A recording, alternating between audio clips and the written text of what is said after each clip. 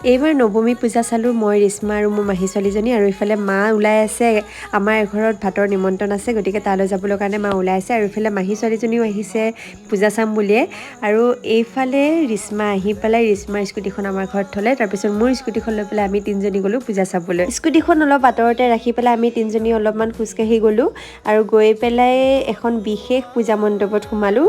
ইয়াতে ফটো চটো উঠিবলৈ ইমান ধুনীয়া, দেখিছে নহয় কিমান ধুনীয়াকৈ সজাই ৰাখিছে, আৰু তাতে আমি ফটো চটো উঠিলোঁ, ভিডিঅ' চিডিঅ' বনালোঁ। তাৰপিছত তাৰ পৰা ওলাই আহিলোঁ, আৰু এইফালে ৰিশ্মাকো এবাৰ চাই লওক, তাইও পূজা বুলি সাজি কাচি আহিছে দেই। তাৰপিছত এখনকৈ পূজা মণ্ডপত সোমাই থাকোঁতে লগ পালোঁ লাকুক, তাইও ফ্ৰেণ্ডৰ লগতে আহিছিলে। তাইক লগ পাই পেলাই ফটো চটো উঠিলোঁ। তাৰপিছত আমাৰ ভোক লাগিল, ম'ম' খাবলৈ গ'লোঁ। মানুহৰ ইমানেই ভিৰ, বহিবলৈও জেগা নাই, তাইক ওচৰতে বহি লৈছোঁ।